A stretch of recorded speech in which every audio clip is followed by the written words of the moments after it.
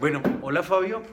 somos el grupo 4 y vamos a hacer el video final del curso de arquetipos en arquitectura. Mi nombre es John López. Julián Cruz, Javier Roballo, Camila Mejía. y Nicolás Torres. Bueno muchachos, ¿qué les parece si empezamos primero teniendo como una discusión general acerca del curso, como la visión que nosotros teníamos, las expectativas y de ahí en adelante pues partimos el resto de la discusión? Bueno, pues digamos que fue muy importante como la posición del profesor, como no iniciar como un típico curso de que la arquitectura son los cimientos, un basamento y la construcción, sino empezar como esta idea abstracta de que que la arquitectura empieza desde el hombre y no es del hombre sino es del animal. O sea, eso me pareció muy interesante y como,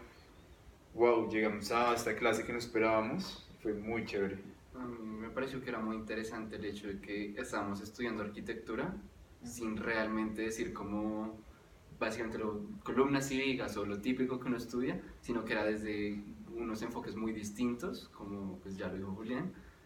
y eso nos permitió como tener una mente mucho más abierta y como romper muchos estereotipos que teníamos como sobre el origen verdadero de la arquitectura. A mí también se me hizo muy interesante porque pues la arquitectura siempre la había definido yo como, pues no sé, como el techito, como el lugar en donde se resguardan las personas y listo.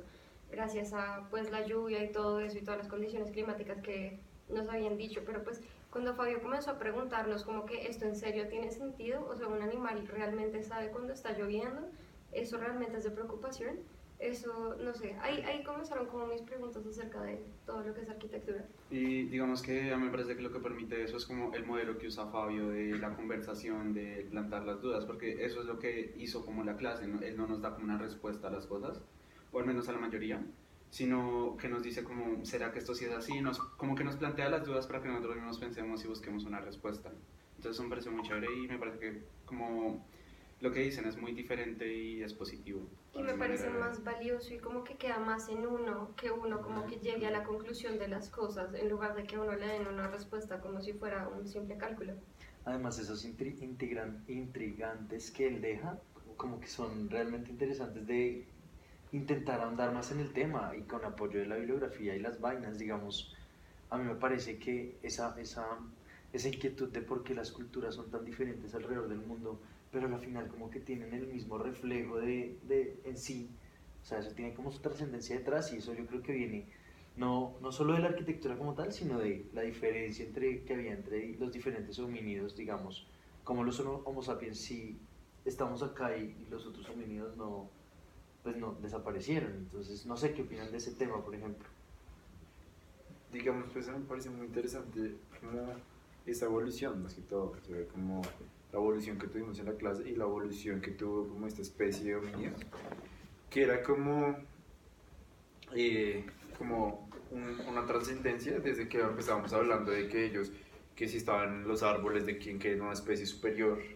como que en verdad nosotros éramos como ellos que estaban en los árboles y bajábamos cuando ya había seguridad y nosotros pensábamos que éramos dominantes, todo lo que hablamos en las primeras clases, que nosotros nos creíamos superiores ahorita, pero antes no éramos como mucha cosa porque había cosas más dominantes, era como salirse de lo habitual.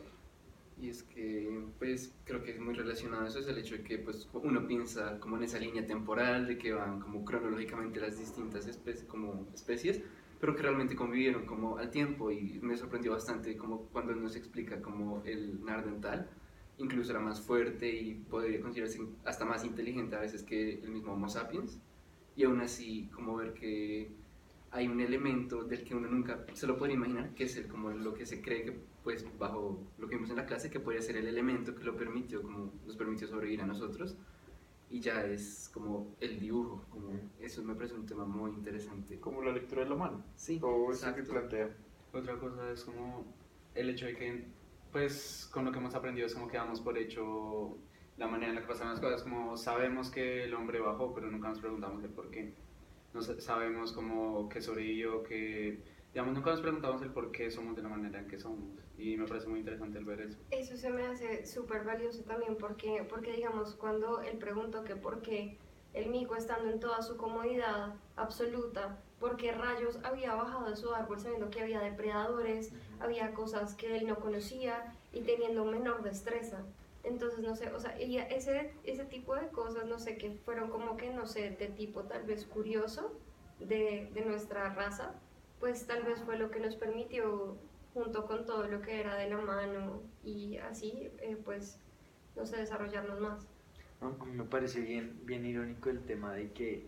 uno dice que la evolución, el Homo sapiens siempre fue más fuerte y es como en el orgullo del ser humano que se han ido dando esas conclusiones, sabiendo que éramos muy abajo en la cadena alimenticia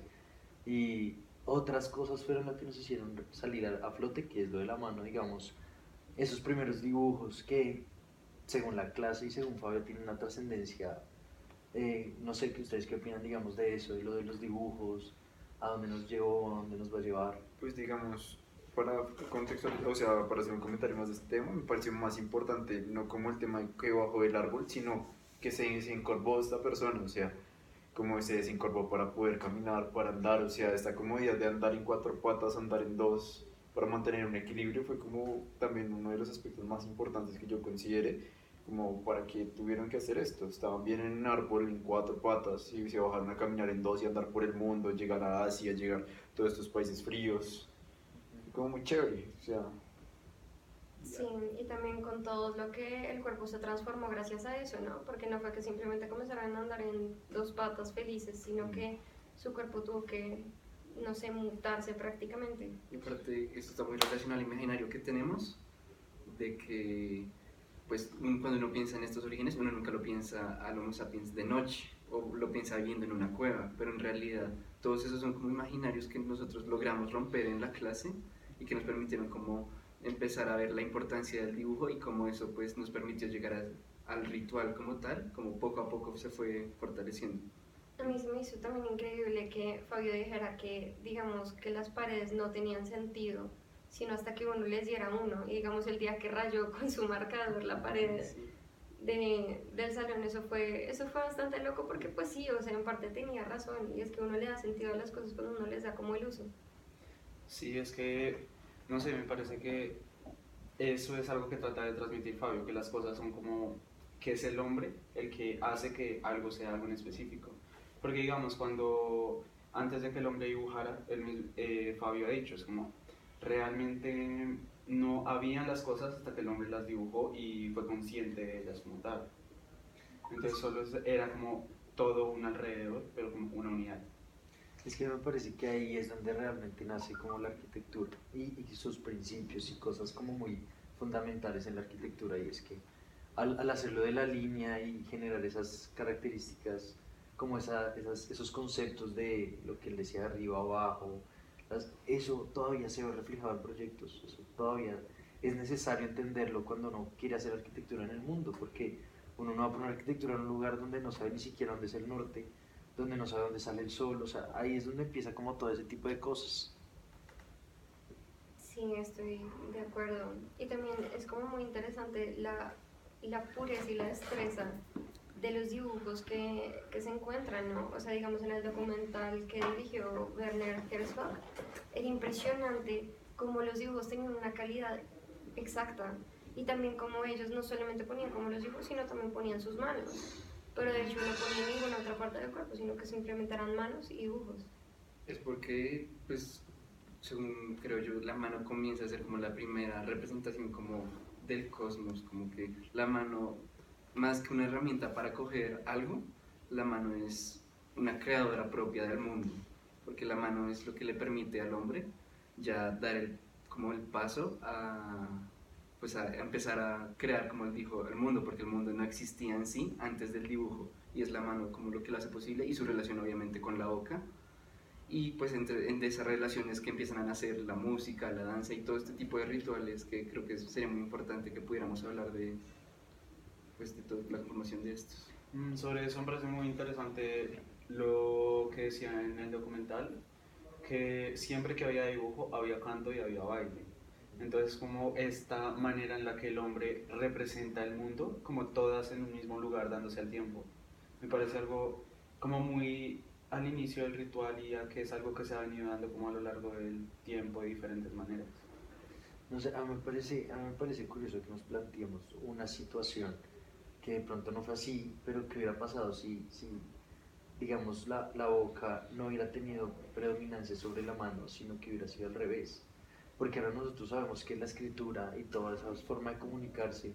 es como dándole sentido a la limitante de la voz de hablar en un orden específico. Pero ¿qué pasa si la mano que puede hacer lo que se le dé la gana en el mundo, literal, dibujar y representarlo como quisiera, hubiera ganado ese poderío sobre la palabra? Hubiera sido un mundo completamente diferente, tal vez. Digamos, donde estas, yo considero que estas representaciones, como cuando vimos la charla de Ícaro, que él mostraba como que no era necesario hablar, sino que ellos expresaban como su cultura a través del canto, del baile, de sus instrumentos, cuando él llegó como, no es una forma de hablar, si, no, si ellos hubieran como potenciado esta mano y esa fuera el habla universal, todo esto hubiera sido muy diferente. Exactamente. Sí, pues sí, en estas culturas incluso él mismo lo decía, el instrumento era un mundo en sí mismo y era lo que les permitía como expresarse y ser su propia cultura. Digamos, cuando él cantaba, él mostraba como sus diferentes tonalidades de voz, como si fueran palabras diferentes. Él cantaba grueso expresando algo, cantaba suave, pronunciaba una nota con un tono agudo. O sea, era como una forma de hablar tocando, era muy interesante. Es que todo se relaciona, perdón Nico, todo se relacionaba con todo, es decir, la música al final se relaciona perfectamente con tanto con la arquitectura como con el habla, como con todo lo que hace la mano y digamos posee también las mismas características, posee una armonía, una melodía, una constancia, unos ritmos, todo como que tiende a fluir de la misma forma y digamos también me parecía impresionante la energía de Ícaro porque él en serio estaba increíblemente concentrado en lo que él hacía y tanto que no sé como que se lo transmitía a uno, es decir, era capaz de como que hacer que la música entrara en uno aunque uno no lo quisiera. Pero yo les pensaba plantear como una incógnita que no sé si ya la hayamos resuelto. ¿Ustedes realmente creen que vino el habla antes del dibujo, de la representación del mundo? Porque yo creo que si nació este dibujo y nació este tipo de representación, tuvo que ser antes de que pues realmente se pudieran comunicar como con palabras o como poder darse a entender las cosas. No lo sé. Pues digamos que yo considero que siempre ha existido, uno puede ver incluso en personas que no pueden hablar, que ellos emiten ruidos, así no sea como un tipo de habla. Digamos, en los mismos animales ellos expresan como diferentes sonidos, que precisamente puede ser como un inicio, o sea, como el inicio pudo ser por medio de ruidos, no palabras, ruidos que conformaron como esta serie, digamos, había una clásica hablando como del cosmos y todo eso, como diferentes etapas, como primero, o sea, en teoría podría empezar como un ruido, después una serie de sonidos más agudos, gruesos, como una vez lo habló Fabio, y después sí una serie ya de palabras más concretas, cuando empezamos hablando de este como Homo sapiens. Y para complementar eso que tú dices también,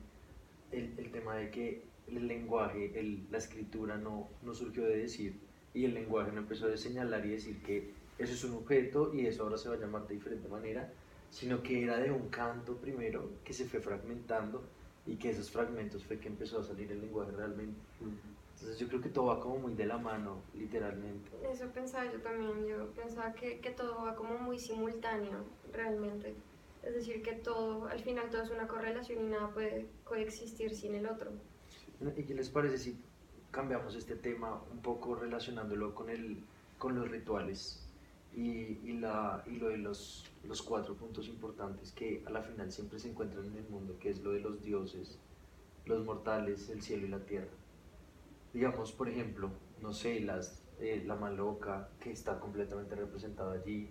o la yurta, o los rituales, no sé, por ejemplo, lo que hacía Ícaro de cantar y el instrumento y la gente bailando alrededor, ahí es donde se ve como reflejado las 4 uniones. Digamos, esto es algo que tú ya habías mencionado ahorita y es que las culturas alrededor de todo el mundo son pues muy diferentes, pero en todas podemos ver ese principio como de Dios, mortales, cielo y tierra, porque desde la maloca, en la yurta, en todo, se ve como esa separación como del universo, como ellos lo entienden siempre, ya sea por las formas, por la geometría, la distribución y todos estos elementos, como que les permiten realmente tener una conformación que al final de cuentas es muy similar en todas, y es una explicación, como es algo que de pronto no tiene como una explicación, o sea, no podemos decir por qué todas, a pesar de como sus diferencias temporales y geográficas, pues pueden tener esta similitud, pero me parece que es muy interesante el hecho de que todas se puedan conformar bajo ese mismo principio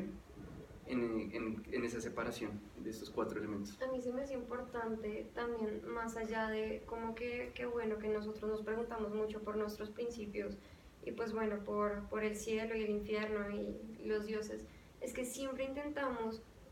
poner todo eso en la tierra y siempre intentamos relacionarnos a nosotros mismos con eso, por eso es que siempre se relacionan, digamos, partes del cuerpo con cosas como lo que son la maloca, siempre se dividen los espacios, siempre se intenta como tener una lógica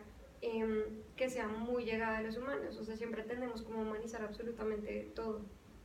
Un tema que me parece muy interesante acerca del rito es como la importancia que se le da a la muerte en todas estas culturas, porque digamos desde el sacrificio, desde el enterrar a los muertos, desde todos estos ritos que se dan alrededor del hecho de morir, que pues bien hemos hablado de que puede verse de diferentes maneras, pero siempre es algo trascendente en la misma religión, en los ritos, en la vida de las ciudades, en todo. Me parece que es algo que puede tener un significado Es importante. que, digamos, esas relaciones a mí me parece que hay como unos vínculos que nosotros vemos en clase que son bien importantes y los podemos traer a nuestro ejemplo de Bernardo Bader, lo del cementerio del Taj, el islámico. Y es que, digamos, en los rituales de conformación de ciudades, siempre, en la mayoría de los casos que leímos, se hacía como una tumba en la mitad, se hacía un sacrificio y se enterraba algo inicialmente. Entonces, como esa necesidad de siempre tener como esa conexión con el mundo sagrado es completamente trascendental en todas las ciudades. Y es lo que nosotros estamos estudiando en el cementerio. Para todas las culturas es importante tener ahí como la conexión con el mundo sagrado siempre. Digamos, un básico como el cementerio y el ritual de lo que estamos hablando fue muy característico en porque es que este es un cementerio islámico que no es solo para islamistas, o sea, este cementerio es como muy para cualquier persona que quiera morir ahí con una vista, pues por así decirlo, al este lugar religioso, a la Meca. Y digamos que es muy interesante que todos los espacios más religiosos, más importantes, están ubicados hacia la Meca, las celosías, las tumbas, o sea, este ritual que le dan ellos y esta como trascendencia de que Dios la cabeza y después vienen como sus partes por todo el mundo, porque es que no solo acá, en todo el mundo, los rezos, la iluminación que se da. Esta parte que había analizado usted de la celosía era muy interesante y el diseño que tenía. Digamos también, con lo que hablábamos de la relación entre el cielo y la tierra y dioses inmortales, se ve claramente diferenciado el cementerio en la parte como que está cubierta, donde se hacen los rituales mortales, donde se hace la oración, donde se hace como la llegada de las personas, y está encerrada, está como más ligada a la tierra, y uno sale a la relación con el mundo realmente, lo más abierto, donde ya está toda la parte sagrada del cementerio. Digamos, yo leí una interpretación, por ejemplo, de la parte de las celosías, como en la sala, en la parte de oración, en que si ustedes miran como la forma en que la luz entra y por la dirección en la que se encuentra, es como si se tratara de dar una conexión como con Dios, como con algo superior, y es como que vuelve a hacerlo otra vez, esa relación entre los mortales y Dios, como tratando de hacer como esa conexión en el ritual, que en este caso es de la muerte. Y algo que también creo que es muy importante otra vez con relación al curso es la forma en la que se construyó el cementerio. Y es que, como yo les he dicho, la mano es su propio mundo, y la forma de este cementerio se ha pensado muchas veces en que es básicamente una mano. Se puede ver como cada sección es como un dedo de la mano y termina creando como su propio mundo dentro, donde puede incluir como todo este tipo de culturas. Pero ¿sabes qué? A mí me parece que este cementerio nuestro parece más como un laberinto. O sea, digamos, habían pedazos en los que habían fotos que se tomaban en los que realmente parecía un laberinto. Tenía unas entradas supremamente estrechas, tenía unos desniveles, las lápidas funcionaban hasta casi que unos lugares para perderse. Se me hace que era muy eso. Y también complementando lo que habían dicho de la luz, de cómo incidía la luz, me parece importante también tener en cuenta tanto las sombras producidas en el lugar que está totalmente pues al aire libre, como todo lo que está en la parte de adentro. Además es que, digamos, se dice siempre que las construcciones que están bajo techo son las partes femeninas y que las que están a campo libre son las masculinas. Y sin embargo intenta como darse esa conexión con Dios. Entonces se me hace pues muy importante eso. Y sobre lo que decía Camila de que la parte exterior es la masculina, entonces me pareció muy interesante leyendo acerca del rito islámico que siempre el entierro como tal tiene que quedarse en exteriores. Bueno, ya se nos acabó el tiempo. Una conclusión de cada uno general del curso. Pues yo quiero empezar como que esta clase es muy inspiradora para no hacer arquitectura por hacerla, sino saber que eso tiene su trascendencia y eso tiene su detrás infinito en el cual nos falta demasiado conocimiento todavía y hay que ser conscientes de ello, que no es simplemente paredes, techo y cimentarlo bien. No sé ustedes qué opinan. Pues digamos, para traer mi conclusión en base a lo que dijiste, como que me pareció muy interesante el laberíntico. Estos espacios, que la arquitectura, así como el cementerio se vuelve un espacio, digamos, en el cementerio era una serie de lugares que pasaban trascendiendo a otros, ya que el islamismo creían como en las 7 llaves al cielo y todo eso, como uno va pasando por lugares más estrechos a amplios, la arquitectura es algo así, uno empieza como desde un concepto pequeño y empieza a meterse por unos laberintos, los cuales uno no sabe dónde lo van a llevar, hasta una idea completa. Esto es muy chévere como pensar, no como lo acaban de decir, el basamento, la estructura y la cubierta, y fin, remate y salimos de esto, sino pensar el origen de esto, de dónde salió este edificio. Empezó como de una persona hace 8000 años que empezó a caminar, como toda esta trascendencia que tiene para que hagamos un edificio. Yo creo que muy relacionado a eso es que el curso nos permitió entender como que la arquitectura va mucho más allá de hacer una caja, o sea, o hacer algo habitable en sí, sino que es la creatividad y el entendimiento mismo del espacio, de todos los elementos, de la historia, y de todo tipo de factores, lo que realmente nos permite como ser, como hacer arquitectura de verdad. Y creo que eso es como lo que más me quedó, es el hecho de tratar como de indagar por todas las cosas que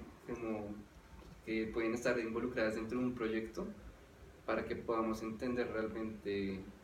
por qué hacemos lo que hacemos y que la arquitectura, como lo que decía Félix de Azua, realmente pues siga siendo arquitectura más un arte, más que una técnica solamente. Yo creo que, pues, si bien ya no, pues vamos a hacer el típico ritual de sobre el piso, poner como una estructura circular o de cierta forma y tener como tantos rituales, creo que sí podemos hacer como unas relaciones que sean más o menos sagradas o que al menos creen unas conexiones entre el ser humano, aunque sean netamente instintivas, porque creo que al final uno se fija mucho en eso arquitectónicamente, aunque sea involuntario. Entonces, pues no sé, tal vez sí la lección pues, que me dejó Fabio fue como intentar hacer las cosas de la manera más sublime posible y no simplemente como que pensando en cuánta plata me voy a gastar si hago este edificio, sino que intentar hacer todo más allá. Y es que es eso, el pensar la arquitectura no como las paredes de piedra o de acero, sino mirar más allá lo que genera y lo que trae detrás, como el qué podemos hacer con la arquitectura para aportar a la humanidad. Porque, digamos, el hombre siempre ha sido muy social, muy ritual, entonces, ¿por qué vamos a dejar de hacer las cosas como es la naturaleza? Pues digamos, como para finalizar, me gustaría como citar como Jangel, que él dice, y Fabio y todo lo que hemos hablado, que los espacios son espacios que son para generar experiencias, no espacios como formales, sino que cada espacio genera una experiencia diferente, depende de la persona. Listo, gracias Fabio. Este es el video final, grupo 4. Gracias. Gracias.